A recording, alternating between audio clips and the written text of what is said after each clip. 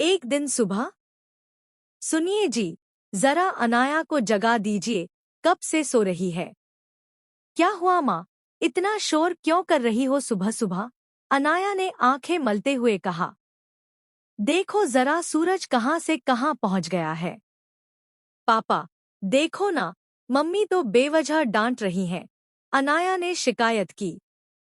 भाग्यवान, बेटियां माँ की मदद नहीं करेंगी तो ससुराल में क्या करेंगी? दिन भर या तो पढ़ाई या खेल। कम से कम छुट्टी के दिन तो मेरी मदद कर दिया करो। जिस दिन मर जाऊंगी तब समझ में आएगा। ठीक है माँ, आज हम दोनों सब काम कर देंगे, अनाया ने मुस्कराते हुए कहा। शाम को धर्मवीर मछली लेने बाजार गया और रास्ते में उसे उसका पुराना दोस्त मनोज मिल गया। हालचाल पूछने के बाद वह घर लौट आया। सुमित्रा ने मछली बनाई और पूरा परिवार साथ बैठकर खाना खाया। माँ, अब से छुट्टियों में मैं आपकी मदद करूंगी, अनाया ने वादा किया। अगले दिन सुबह सुमित्रा उठी नहीं। सुमित्रा, क्या हुआ तुम्हें? धर्मवीर घबरा गया।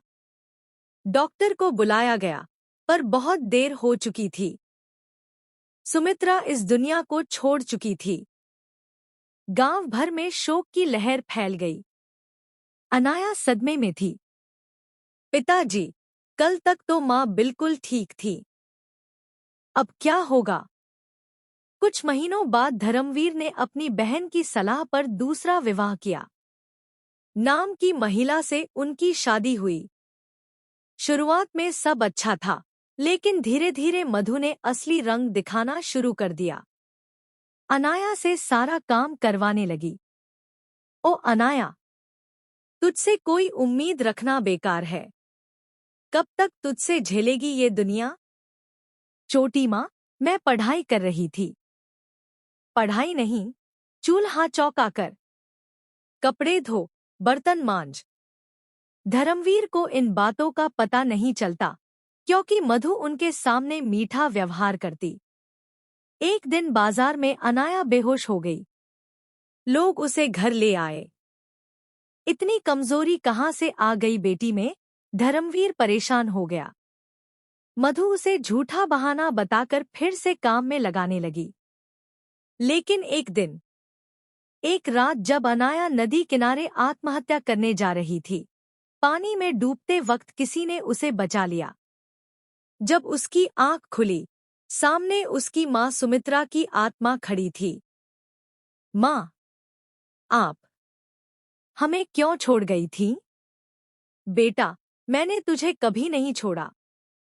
अब तेरे सारे दुख खत्म होंगे। अगले दिन जब मधु अनाया पर फिर चिल्ला रही थी, तब रसोई में सारे बर्तन हवा में उड़ने लगे।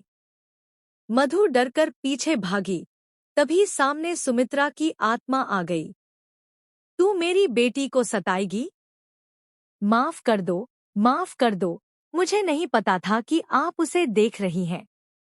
जो तूने मेरी बेटी के साथ किया, वही दर्द तुझे भी महसूस करना होगा।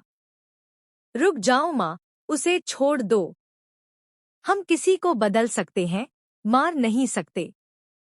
सुमित्रा की आत्मा मुस्कराई, मधु को माफ किया और कहा, तूने बहुत सहा है अनाया। अब तेरा समय बदलेगा।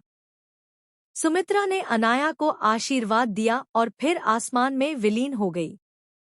इसके बाद मधु ने सच्चे दिल से माफी मांगी। अब वह अनाया को बेटी की तरह मानने लगी। धीरे धीरे घर में फिर से खुशियां लौट आईं। अनाया फिर से पढ़ाई में लग गई।